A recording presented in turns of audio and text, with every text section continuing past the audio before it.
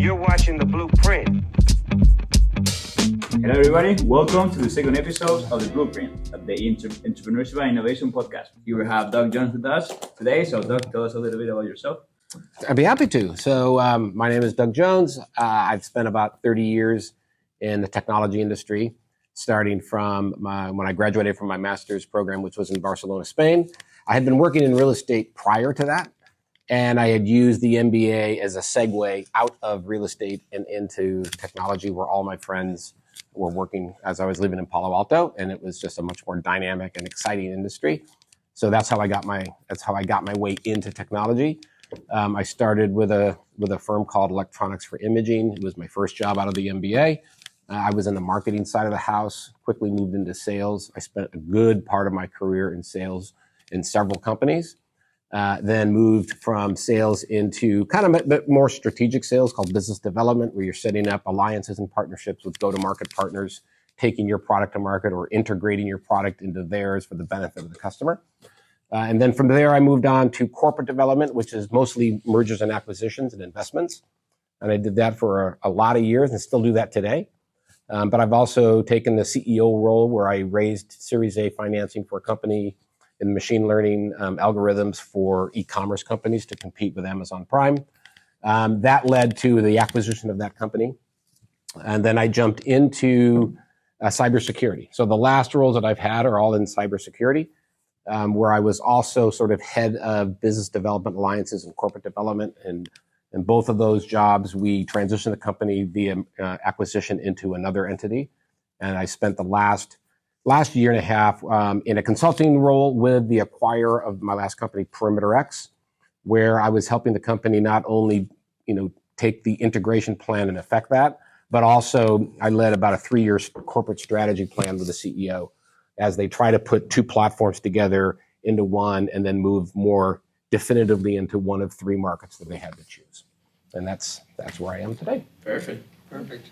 Yeah, so I think we're just going to kind of break down starting back when you were just out of college. First of all, where did you go to college? University of Colorado at Boulder. And then you went and got your higher education at ESA, which is University of Navarra, but in Barcelona, Spain. Oh, perfect. So then your first role you had mentioned was a marketing position in an electronics company. Mm-hmm. So what was that kind of like, and how did that prepare you to then transition into a sales role? As far as that transition, how you position yourselves to then pivot into a sales role?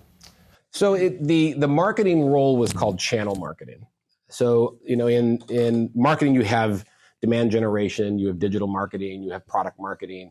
There's lots of channel marketing. There's many different disciplines within marketing. This was in a channel marketing role. Channel marketing was very much tied to a sales organization, and the whole job was to drive programs through a dealer channel. The main product was what they call a raster image processor, which was connected to digital color copiers back in the early 90s. That's how old I am.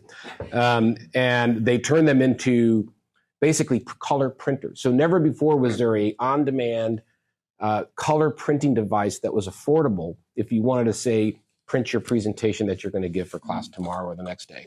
You had to go to a press. And a press, you had to have like 10,000 copies of something before it would become economical per page to actually print. These color printers were basically digital scanners connected to a high volume digital printer. And we reverse engineered the signals and then connected it to a computer so you could basically send your file. So the dealer channel had to have programs. They were all the Canon, Ricoh, Kodak, Xerox, all of those names that were selling these through a massive dealer channel in different geographies. And the channel marketing role was tied to driving programs aimed at increasing sales velocity through that channel. So I actually reported to the head of sales for the Canon domestic channel, if you will, which was a big revenue driver for the company. Great. One thing we wanted to touch on today is how the Silicon Valley has a specific business culture almost. So what differences have you found here that are like made this space unique for startups that they are hard to find somewhere else in other countries? Like, how would you explain what the Silicon Valley startup culture is to somebody who's never been? Well, I would say that the main reason why there is such a huge concentration is because billions of dollars of venture capital are here. It was started here way back when in the early days with the semiconductor industry, and everything sort of grew from semiconductors out. And so when you have the Silicon Valley venture capitalists who literally invest billions and billions of dollars each year into companies, they tend to like to invest it in companies that are, until recently, pretty close by. They want to be able to drive there. They don't want to have to take airplanes. They didn't want to do that. They wanted to concentrate the talent.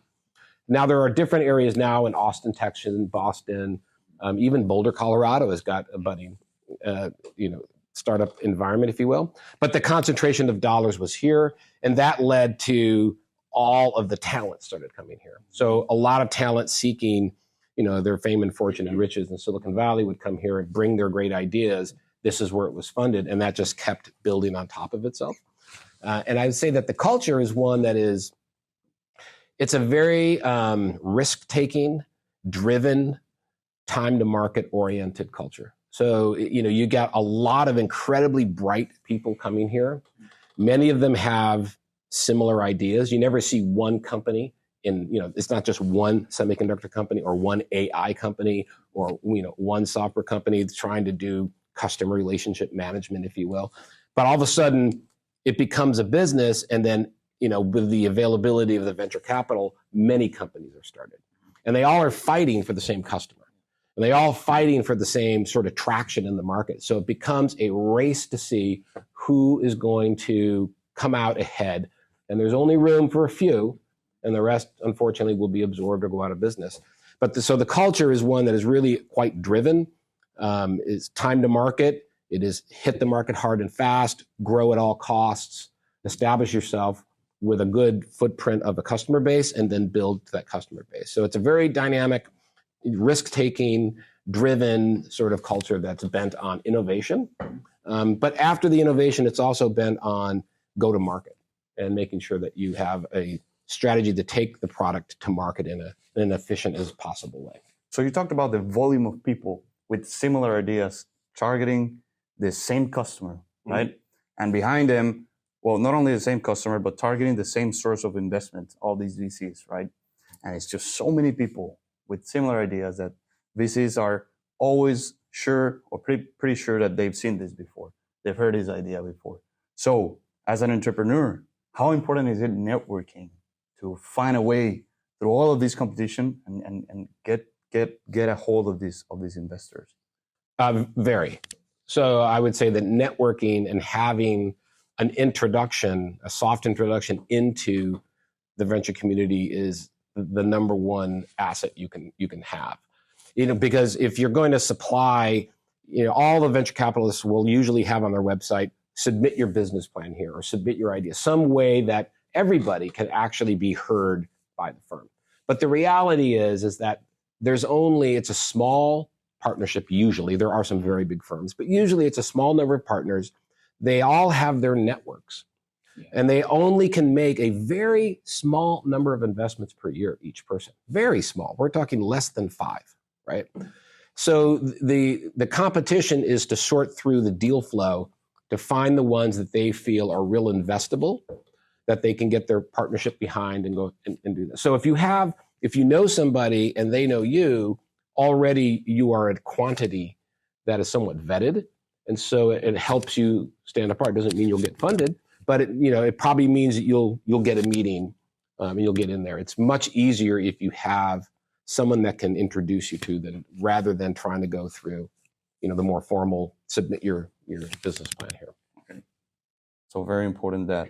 And also once you're there, what are the key points that investors prioritize when deciding to invest in a new idea? You mentioned the business, they invest in investable business. So a lot of conception I feel like is they invest in the best business, but a lot of times it's not reality, just the ones that are ready to be invested. So they usually look for 3 things in my experience, right? So, and I don't know, each one might prioritize one over the other, but they are the core technology that's being reviewed. So does this particular company and or group of people who want to start a company really, in our opinion, have a competitive advantage technologically that they can get behind and will stand the test of time, if you will. Do they think they really have cutting edge technology that is a differentiator? The second is the people. Do we know these people? Do we think that these people are going to be able to create, start, grow, and then scale a company? And the third is the market, right? Is the market, do we believe that there's a large enough market that this company can get to the point where we will get a return on our investment? Because at the end of the day, that's what they're there for. They're there to return money to their limited partners. And so they've got to be able to see that the market opportunity for anything has got to be big enough to be able to provide them with that investment return. Those three things are sort of, the Rubik's Cube, if you will, that they dial in and find out, whether or not they think timing is important as well. Like everybody knows that a certain market may be gigantic, but if there's already 50 competitors and someone comes again, is it really going to be a smart investment to fund the 50 first? Okay. If you will. Okay. So we're saying that I feel like in Silicon Valley, every VC wants businesses to expand fast, right? To grow, to kind of do things faster, if you will, than other places. Like I faster than in other places. So how important is for a business, for a startup or a business that's already being developed, to have a lean structure in the communication? So meaning that there are not a lot of paperwork involved with making decisions, everything can move fast, and it's an efficient organization. Like I feel like that's huge in Silicon Valley to succeed, especially if you're getting pressure from investors. But what are some of the ways in your business that you can implement that to make sure you have an efficient communication and efficient decision making? So companies go through phases as they go. When it's really small, then decisions are made because there's 10, 15, 20 people in the company. You're making decisions together around the table or the proverbial table, the Zoom meeting now, whatever it's going to be. But there's not a lot of hierarchical levels, and there's not a lot of depth of personnel that are below certain levels. So decisions are made really, really quickly. And in my personal opinion, the good leaders empower and delegate. So, and mistakes will be made, and that's fine, right? You got to make the mistake, note that you make the mistake, and then move on. So don't tell me about the problem, tell me about the solution to the problem, right? So you'll find the companies start off extremely lean. There's a phase which is design the product that's usually heavily engineering oriented, some marketing. And then once you have what I guess you would call your prototype, if you will, then you introduce it to market, and then you have to dial in what they call product market fit. And product market fit is when you start layering on a little bit more of the go-to-market teams to get the product out. You want 10, 15, 20, 30 customers on board, and you want to make sure that the product is meeting the requirements to solve the problem that you are introducing the product to solve. And then after you get that is usually when you start throwing the switch to grow. And as companies then scale and you get a lot of depth of people and geographic locations and different regulations and languages, internationally, then a lot of process does have to come in because you have to coordinate a large number of people who all have to understand what you're doing, be brought on board, agree with it, know what their role is going to be, support it. And the larger the organization, the more, I hate to use the word bureaucracy, but more process gets introduced in order to affect that. And so you have different types of people who excel at different times of the company. There are folks that will be incredibly good. I'll give you an example. I was an incredibly good sales leader for a team of 55 people, right? To get to a certain stage. I would not have been a very good sales leader to take 100 salespeople to 1,000 salespeople, where you have to have just incredible process to bring that many people in at one time, get them to be ready, get them out into the territories or on the phone. It's just a different game. It's a very different game. You say that culture is really important for a company. And for example, the culture of Silicon Valley, that it's empowering innovation. But I want to get a little bit more in depth into culture, into a company's vision, into how an employee can have the same vision as the CEO, and how important is that into achieving the objective that the company has. It's the number one success criteria, I think. So, and the way that, at least in my experience, I've seen that done effectively, is that you start with a mission vision. So a lot of companies will have what they call their mission vision statement. Mm-hmm. And that mission vision statement will lay out why they are here. And that it's not that, oh, because we want to build this widget, sell a lot of widgets, go public. That's not the mission vision statement, right? It is, we want to be this kind of company. We want to provide this kind of value. We want to have this type of ethos. And so you set that up, and then there's a communication that goes down. Usually employees get to contribute to it. So there's a lot of back and forth that goes on in the creation of the mission vision, which then can lead to your corporate culture. And you can have a corporate culture that has 3, 5, 10 sort of, pinned characteristics to it, right? Like one that I was with, it was like, we are customer centric.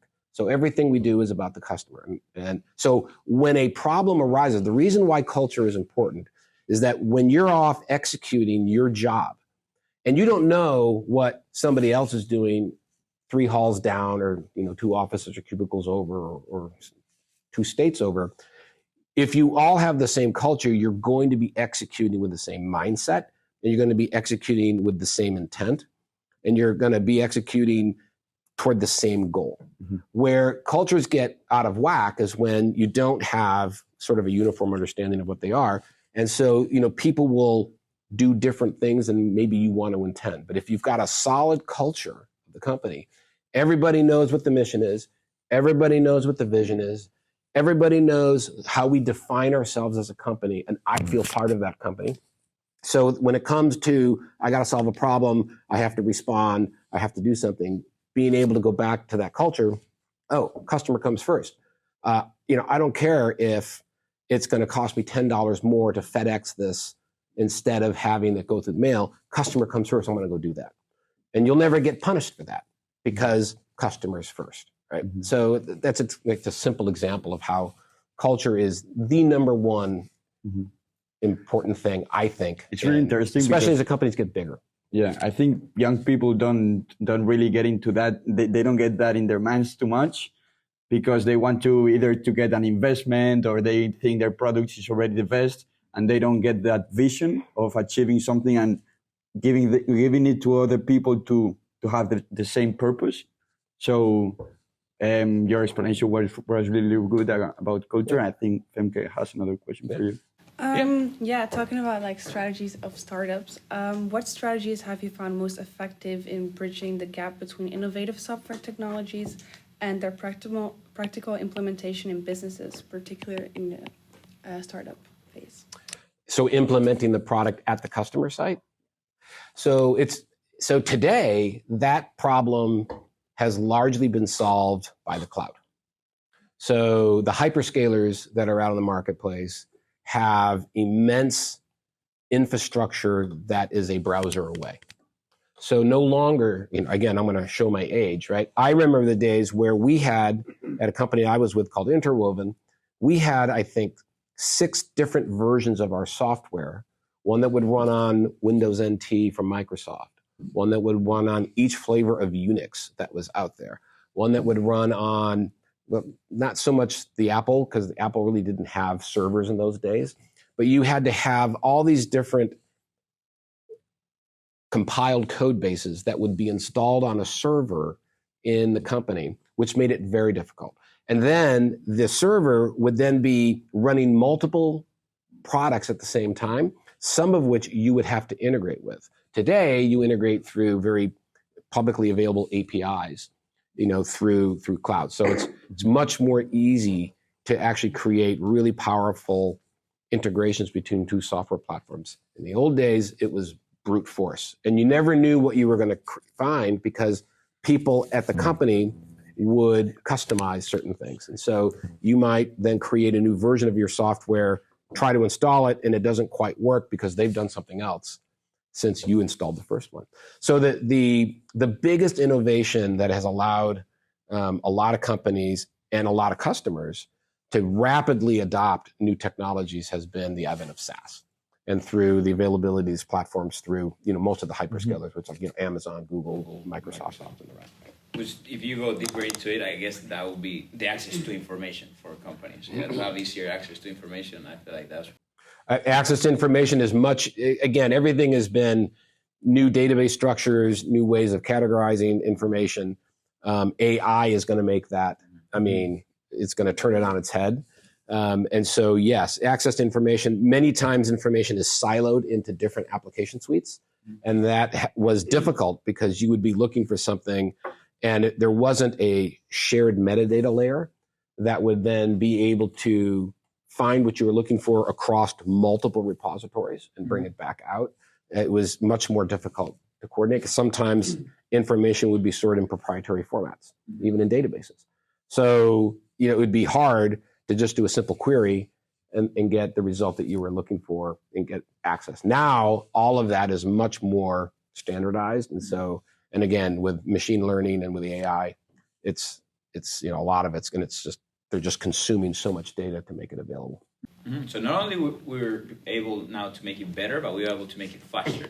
Yeah. So I feel like that's going to keep going with AI especially, and it's going to get to the point where business can grow way faster every time, because you can adapt better to the problems that your product or service has, and you can get like a better information with your customer, better CRM. Mm-hmm. So once that happens, like going back to the culture, right? I feel like culture also takes out a lot of having a nice culture and a nice delegation system is going to be not only allows business to succeed, but will be necessary in the future, because to stop this bureaucracy so businesses can grow fast. So with your experience in corporate world, especially in Silicon Valley, to make, you spoke about delegation before, what are some of the key aspects that CEOs need to have to be good delegators and just to create a good culture so people can make the right decisions and like reduce wrong decisions, even if you're delegating, to be able to move faster? So, well, the number one thing is just to have that as a characteristic of the CEO. I mean, there are very effective CEOs who are control freaks, right? Mm-hmm. And they want everything to funnel up, which takes more time, can create more politics, but they want that there for various reasons. They want those controlled silos, if you will. The CEO that takes the risk to empower and delegate is ceding a level of potentially information that they may not have, but they're basically trusting. It's like, hey, we've set up this culture. We've hired the people that we think are the best people. We've entrusted them to this function. Let them do their job, right? And so it just depends on really the DNA of the person who is sitting in the CEO's chair. And the more effective ones, and it's also a lot more fun, to work in that environment, depending on who you are. I mean, some people like a lot of structure. Mm-hmm. And so if they want a lot of structure, then that having a lot of leeway and responsibility to make your own call can be stressful, right? So, if there's a structure that's kind of more defined and hierarchical, some people like that better and perform better in that structure. So it all depends. Both can be successful. Both have been successful. I just tend to favor the ones where, I benefited from someone trusting and just saying, go get it done. And I didn't have to go back up every 10 seconds to ask permission if I could do this. Or motivated you more too. It definitely motivates you more. You learn more, and you feel much more reward structure when that happens. So information is power, data is currency. And in the last years, you've seen a lot of disruptions going on in the world. Like, for example, you were talking about Kodak, that they kind of got a little bit back and they didn't improve into digital cameras, right? So what disruptions do you think have been the most important ones regarding information and data? And how important is AI, and how different is and how bigger is it from the past disruptions we've seen? So I'm gonna say that personally for me, I think the two biggest potential disruptors are robotics and AI. Those two things combined, if you really think about where people are employed, we all like to think Silicon Valley is this massive thing. it's really not, right? The number of people that are employed in these firms is dwarfed by other industries. So take the transportation industry, for example, right? And we're not just talking about Uber drivers and taxi drivers, but think about every bus, train, or truck that delivers something across the United States and Europe and Africa, every continent, right? That is out there. There's so many people employed in the logistics business. And now imagine that with the combination of AI and robotics, you no longer need a driver for that truck. You no longer need a driver for that van. You no longer need someone dispatching. I mean, the amount of disruption in human capital intensive businesses that can be leveraged by these two advances is could be devastating for a lot of industries. I mean, really devastating for a lot of industries. So that is, people will talk about AI, and if you have all of the access, who needs an accountant anymore? Theoretically, so there are professions that could really be affected. So to me, these are the two biggest things. I mean, 20 years ago, I would have said the internet is like one of the biggest disruptors we've ever had. Every, sort of cycle has its innovation and its disruptor. It usually leads to better things and more growth. People have to change and learn. But these two things could really, wipe out a lot of jobs. Do we have to improve at the same time as humans? Because, I mean, we'll have to center in on other things, right? If we don't work, we don't have to work. How do you see that work? I don't think you'll ever see that day. I just think the work will change. I can't envision, maybe it's just my upbringing, but I mean, you got to work really hard to do well, right? And so, and do well means a lot more than just financial success, right? But I don't know, I personally don't know anybody that hasn't worked their butt off to get to where they are. And because you have to know what you're doing. And it's, you got to put in the time, and you got to put in the time. You got to be able to swallow and be humble. You got to be able to do things you might not want to. Every job has got elements that are just stuff you don't want to do. You'd rather be doing something else. It's boring, it's rote, but you got to do it. And by doing it, you actually learn. And then as you perform, you move up or you move out. If you don't get the opportunity, within, then that's when you move out. But I don't think work ethic is very important to me. And so I just don't see a time where you can sit on your couch and succeed. I mean, there's probably some podcasters who would disagree with me out there, but and some TikTokers and Instagrammers or whatever. I didn't come from that world, but I think even a lot of them actually work hard at producing what they produce. It's not like they're just doing nothing. So that's. I mean, speaking about putting in time, you have kind of a unique experience in which you were at the company you mentioned, Interwoven, fairly early on, and eventually it went public, right? Can you kind of speak towards, well, for the viewers and the people that don't know what Interwoven is, can you kind of give a brief explanation of Interwoven and then kind of your role there and how that progressed as you grew the company and grew with the company at the same time? Yeah. So Interwoven was founded in 1996, I believe. And it was as the internet was beginning to take form in its very early infancy. Most companies were very hesitant to take on. Like, there's a really good book called Crossing the Chasm that you guys should all read, right? Crossing the Chasm.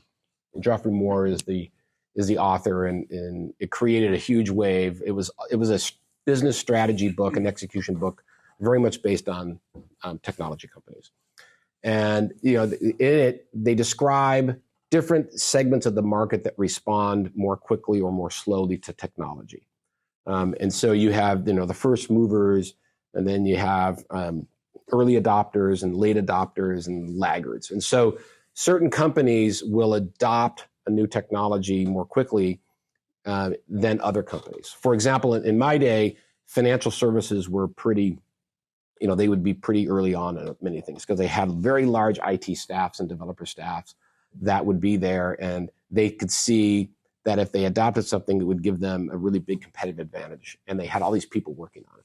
So, one of the biggest markets for technology was financial services. Whereas, logistics might not quite be quite as fast to latch onto certain things. Internet-based. How is the internet going to change what I do? I'm a logistics company taking products from point A to point B, if you will. So Interwoven was created to orchestrate the activities of everybody contributing their assets to a web property. And that included software developers, creative designers, simple managers typing text. All that stuff has to come together in a website. It's a functional piece of code, right?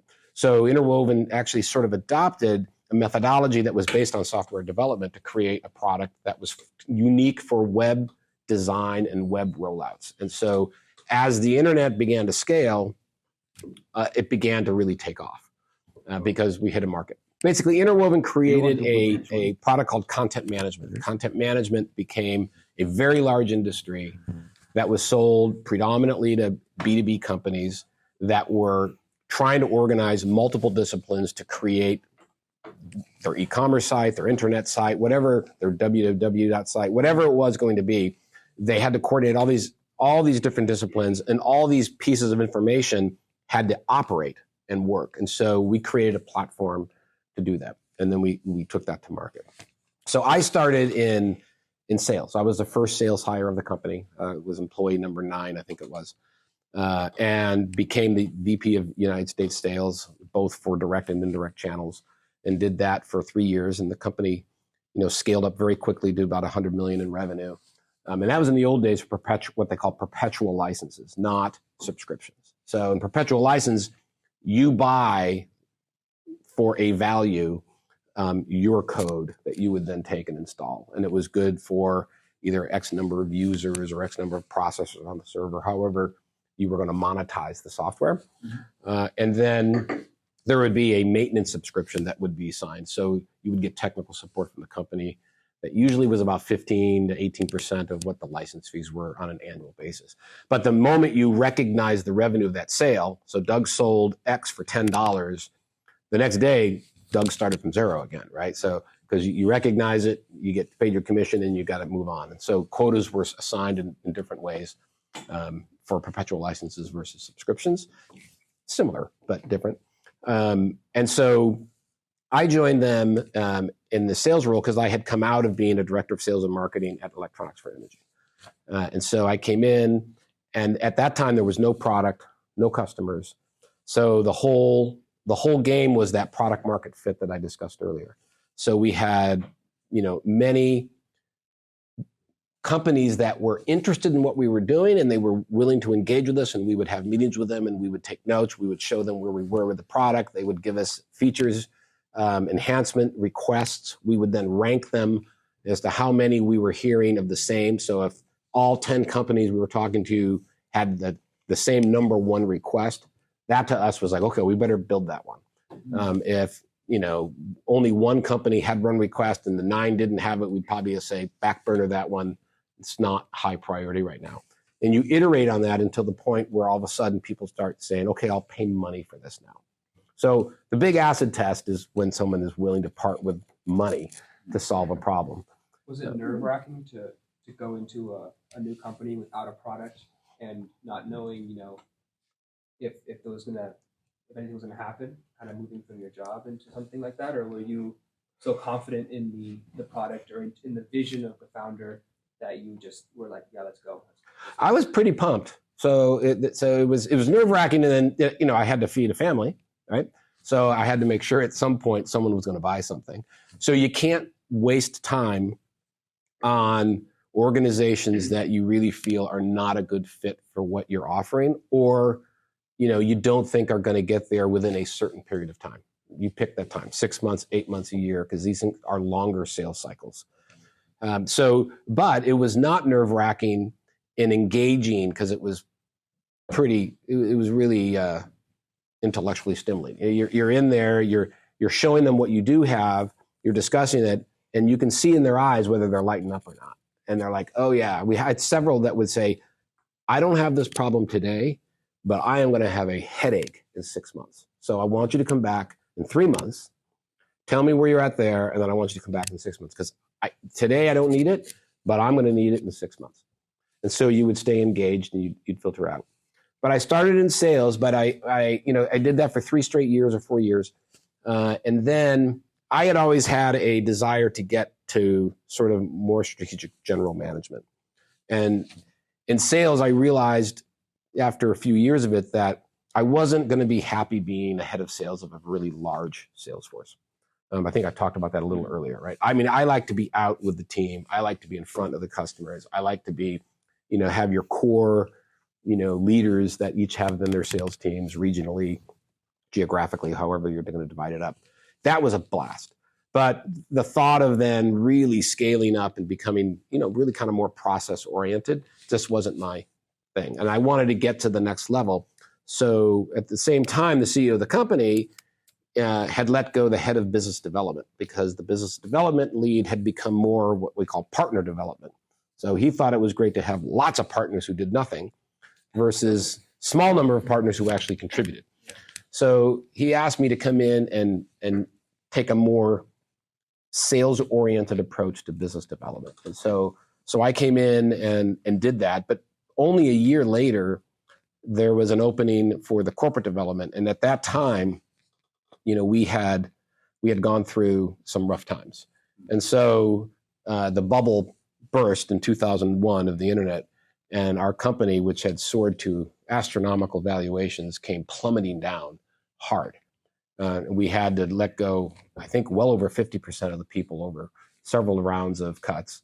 We literally we lost at least 60% of our revenue overnight. So it's not like something that just slowly went down. What was the valuation pre.com bubble burst? I think we got up to about 7 billion, right? It was insane. It was crazy. And then we dropped down all the way to like 300 million. From Right. 7 billion to 300 million? Yeah. So, I mean, it was a massive drop. Then, to the credit of everybody that came together, we were able to rebuild the business. Part of that because we had a lot of cash. So we were able to finance the company through the tough times. And then also because the company had to shift its strategy. The web content business went away and became part of a larger sort of what they call a suite. And so web content, document management, and a few other pillars became part of what they call enterprise content management. We had the web content management, but we had to go and acquire and or build the other value props because customers wanted to get more value from fewer vendors. That happens over time in technology. I mean, it just happens over time. So that happened very quickly because of the implosion of the .com economy. So when you're scaling and you're growing so fast, how do you facilitate that in a way that's not so forced and it kind of works more organically? And how do you even get talent at that volume?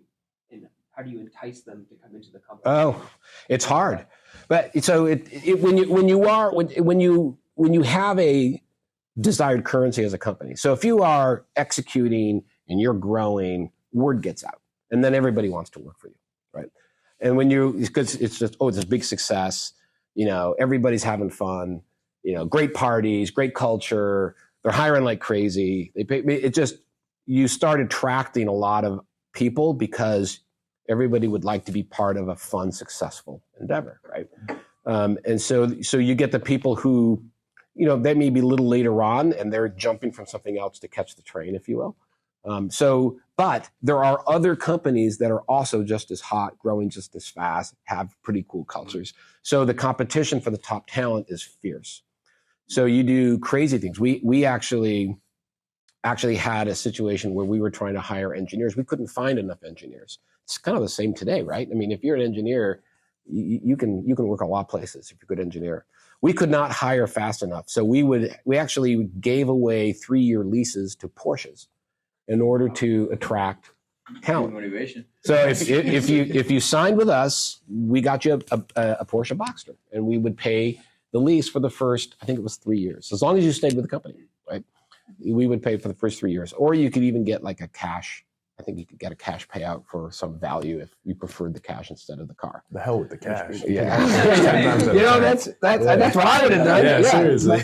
But some people took the cash. I think Nvidia is doing something similar right now. They're hiring people and they are letting them buy the stock, but not at the current price, but at the price of now, or they could choose the price of now or 1 year before. So they are hiring people and they let them choose. Yeah, they let them choose the stock price.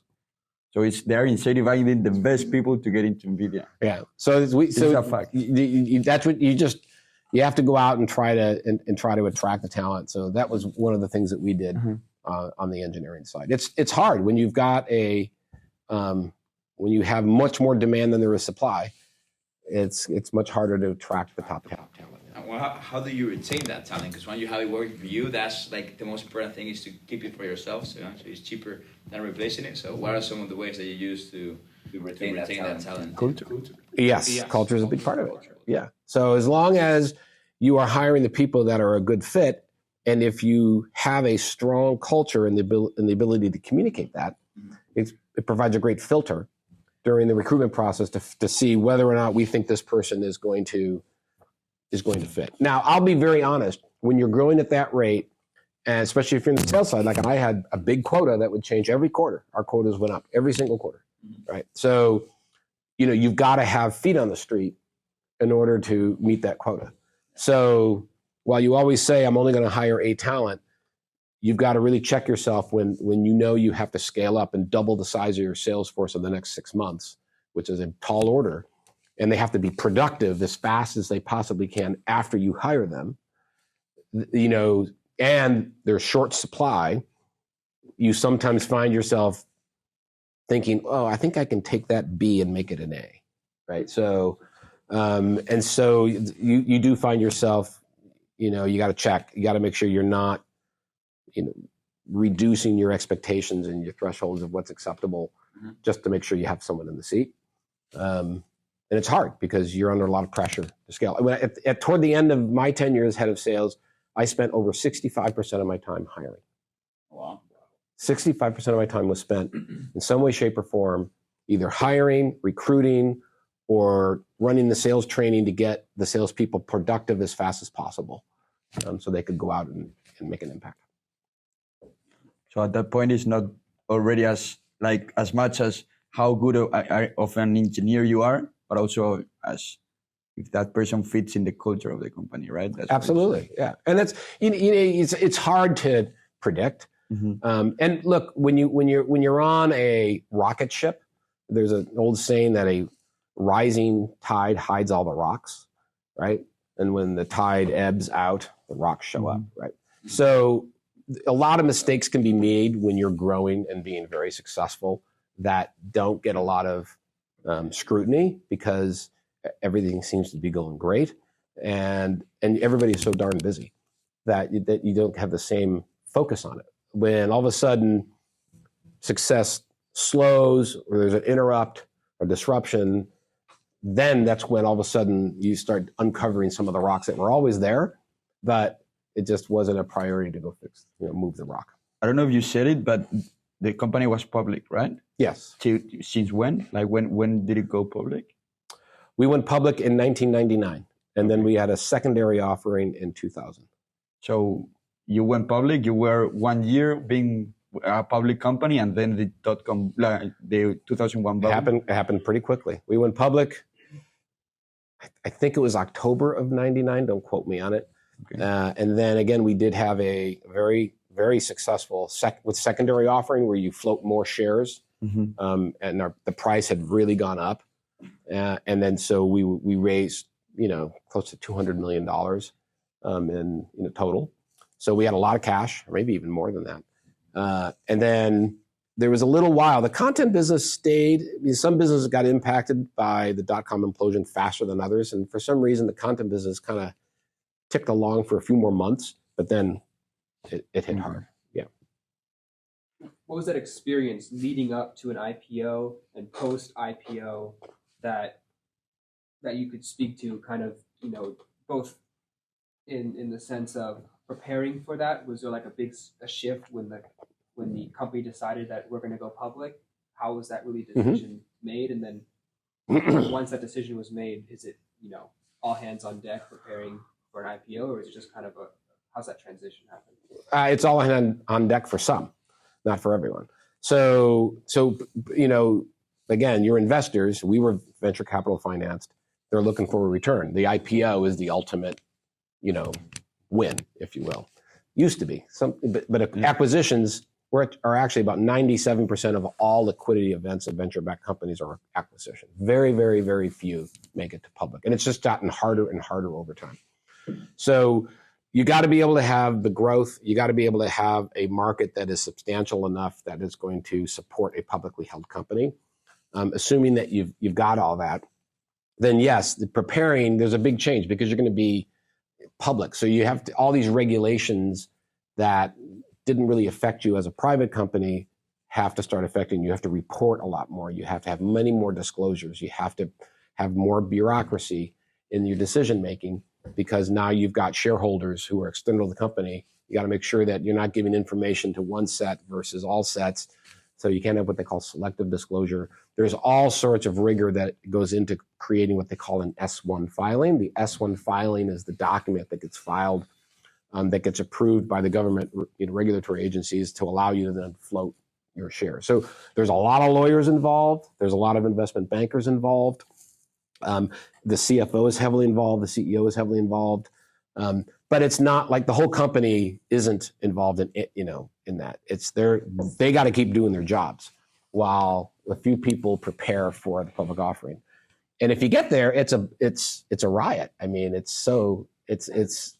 super exciting to see the culmination of all the work efforts, and then all of a sudden, one day you have a privately held stock that only has a value if someone decides to buy the company. The very next day, you've got a market validated value of what you currently have as your holdings, and it's great. But at the same time, it's a lot of pressure, and the expectations can be ridiculous. And you make a slight hiccup, and just look at Tesla. I mean, it's like you think is a rocket ship, but any slip of the word or mouth, and that thing can change 10% in a day.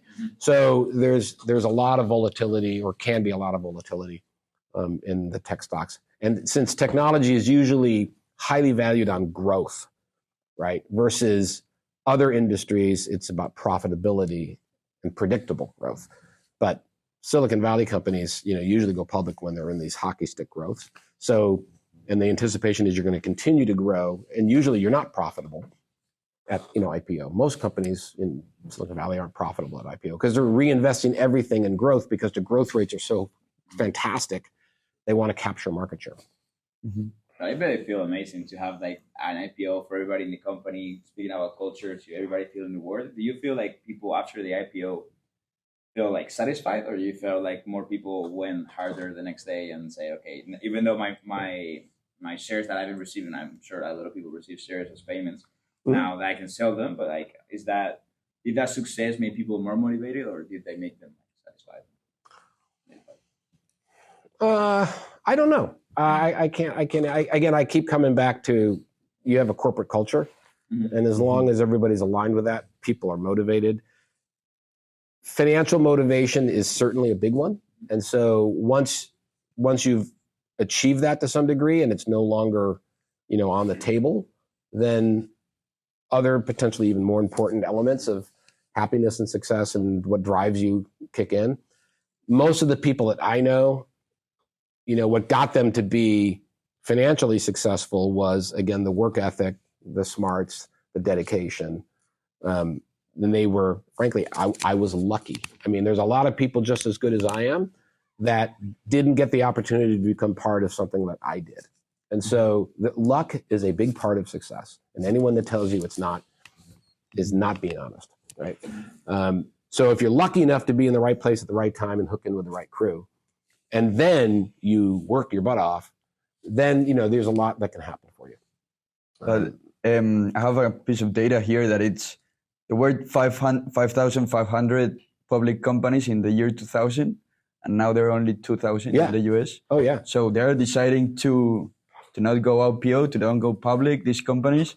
And at the same time, in the S&P 500, let's say the 500 biggest companies in the US, only the 7 first ones are the ones carrying all the market. So it seems like all the power is being concentrated into very few companies. That my perspective in that is that they provide value, the value that we need as humans. Retail is Amazon, transportation is Tesla. So that power is concentrated. And as you have worked in software all your life, do you think this concentration of power is because information is so important and so powerful that it just keeps going up like a pyramid a little bit? Well, I think scale creates barriers of entry, and so it's difficult for someone to try to compete with Amazon now because they've got so much market power that they could get very draconian in how they would protect that if they wanted to, and they can afford it for a very long time. So, it's as concentration and consolidation happens, then you continue to get more and more stronger in the market, and that creates barriers of entry for other people. And so that's why you see, the FTC and the SEC, looking at companies. The European Union does this quite frequently. In fact, I think Apple just had a big lawsuit they had to settle, and Microsoft as well, I think, where it's like, what you're doing is preventing other companies to compete in the marketplace. And so that's when you get regulatory agencies to come in and try to break things up, right? Yeah. So in your opinion, is this wave of corporate consolidation like an overall positive thing for the American business ecosystem, or do you see it as more detrimental moving forward? I don't know if I'm qualified to answer you that question, frankly. I don't see huge. There's still a lot of companies that can come up. There's a lot of money that's being funneled into privately held companies, at least in the sector that I know, which is technology, right? Has someone been able to come up with a better search play than Google? No. Nobody can touch it, right? So that's just an example of where the scale, is just dominates. But I still, I think that there's a lot of room left to go in a lot of different ways. But the industries do consolidate because a lot of the values, a lot of the companies that create it aren't going to get to that scale on their own. And then you get companies that hit a vein of demand, grew quickly, and now, the market, there's like 5 or 6 players in the market. Each one's got a certain percentage of the market. So the market starts growing more slowly. They have to find new growth. They have to find new markets that they can participate in. So you find that the analysts, whether it's, Forrester, Gartner's, or others, start looking for other technologies that come in and have a similar value proposition, if you will, and then they create these suites of technology. And so then a bigger market becomes available. It's a $20 billion market instead of a $5 billion market. But now there's 3 or 4 technologies or value props that get consolidated into one, which then has some companies going out to either develop or acquire or partner with other companies to fulfill that for the customer, if you will. And the customer tends to like to have more things from fewer vendors rather than a lot of vendors, because it's taxing and it takes a lot of support to manage a lot of different vendors. Yeah. Okay, I wanted to get a little bit into sales because I know you were involved with sales, and because in entrepreneurship, a lot of times you hear people speaking about the product, right? They want to make sure your product, your service is perfect. But once you have that, let's say an entrepreneur already has a great product or service, how do you sell that? How do you start selling? How do you create your team? Do you get involved as a CEO in selling? Oh yeah. CEOs are, in many cases, the ultimate salesperson, even though they may be a very technical founder. They still get called into a lot of sales situations. Now there's what they call multi-level selling. So, you don't bring your CEO to the first sales call, right? But you reserve that for certain situations. But there's a CEO, especially in the young companies, because especially if they're a technical founder, they want to know if their product is answering the call to the customer. Are they providing the value prop? Because especially in software, the value is in automating something typically that has been a more labor-intensive process or a more cost-intensive process. And your technology is being applied to a problem, and you are going to, shorten and make it less expensive and more productive and more efficient. So the value prop gets tied to that solution, if you will. And so if you do have a product that can do that and you can quantify, well, how are you doing it today? Oh, so it's taking this much time, you have this many people, and it's costing you this. What if I could come in and you would be able to solve that very same problem better, faster, cheaper, right? And have a whole laundry list of future enhancements that we're going to also come out with. So that tends to be the value prop in B2B, right? Not B2C, but B2B.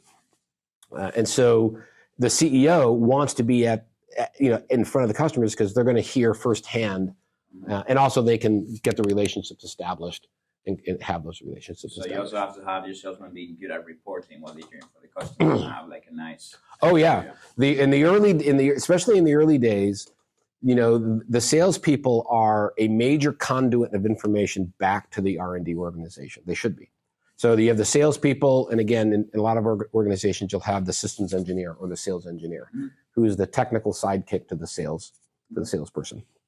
And so between the two of them, they should be feeding information back to the product organization and the R&D organization as to what they're hearing, seeing, feeling, experiencing out in the marketplace, because that information is really valuable for the technical teams to know where to apply their R&D resources in the future. So in the early days, there's an awful lot of back and forth. Then there is a point where you kind of turn a switch and you've got the product market fit. Now you're beginning to scale. Then you get the real execution oriented sales teams. So there's different sales talent that apply to different timing aspects of a startup. And then once you've got product market fit and you're beginning to see sales ramp up, that's when you want the really great sales execs that can go out there and replicate it. So you have to have what they call a repeatable sales model, which means that you can we know how to sell it, we know how long it's going to take, we know what to say, we know how to present it, we know how to install it or to turn it on.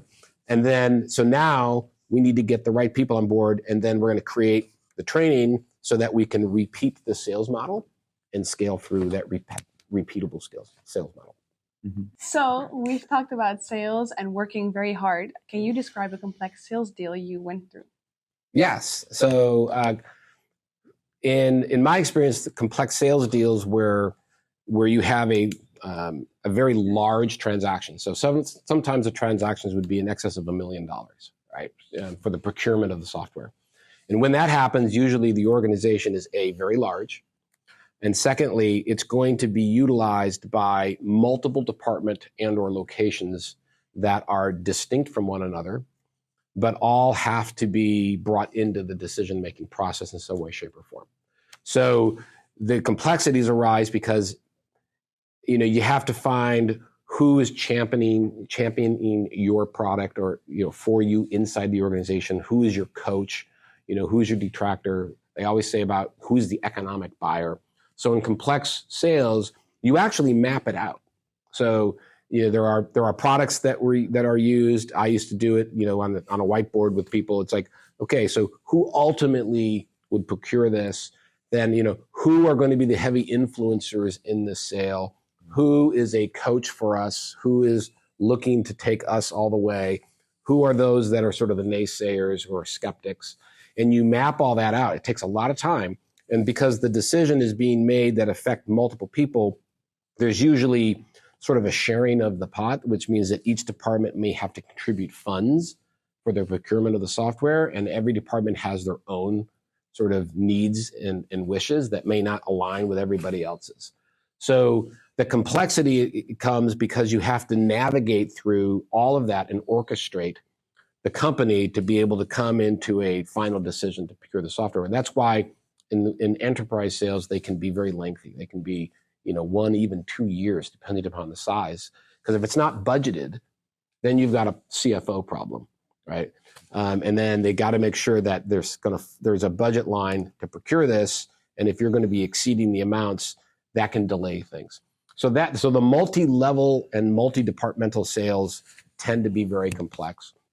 Also, sometimes it can be complex because they want to procure it in a way that you may not be selling it.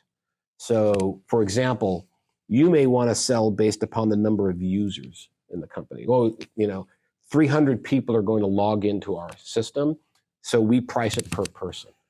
Well, they may say, well, yeah, but we don't want to buy it that way. We want to buy it, based upon the number of servers it's going to run on. And so it can become complex because now you've got to try to adapt your pricing to meet the needs of the customers, but still meet the needs of the organization. So those two things are just two examples. But really, it's, large enterprise sales are very complex. It's an art form for people who are really talented at being able to orchestrate all those things, not just at the customer site, but orchestrate everything that has to happen at your company to respond to the needs of that customer, which can be intense. Thank you so much for answering. Yep. So this was an amazing conversation with Doug Jones. We talked about sales, we've talked about your company and the IPO, how important is learning from your customer, how important is culture, how important is vision. So we're going to move now with some rapid fire questions where Guy is going to start. Okay. Ready? Well, let's just start. What are the 3 biggest things you have to do right as a startup? People, and people. Meaning in your team? Or okay. Yeah. Perfect. Also, second rapid fire question. Yeah. How important is your network when raising capital? It only helps. So if you have a network, and assuming that network is connected to the sources of funding, then obviously that is, it just really helps you get some of the meetings that you need to get. It's much easier to have a soft entry than a hard entry. So it's important. Right. And last one, what are, for the people out there that are not familiar with the Silicon Valley, what are some of the things you have to know before coming about the culture of business in this area? I would say that the number one thing is you got to be flexible. If you're risk averse, don't come here, right? I've seen in my career, I've seen several times where people really get nervous when change happens. And if you get nervous when change happens and you like really stable situations, then Silicon Valley is probably not a place for you, right? At least the startup community. It's, you go into a very large company, absolutely there's going to be more stability, more structure. But if you're into the startup community, you've got to be flexible and you've got to be willing to take that risk, because for every company that you hear makes it, there are 23 that don't. So you got to be able to take that. So you're a risk taker, you know where to go. Yep. Okay. Last 3 rapid fire questions. Main aspect startups lack early on.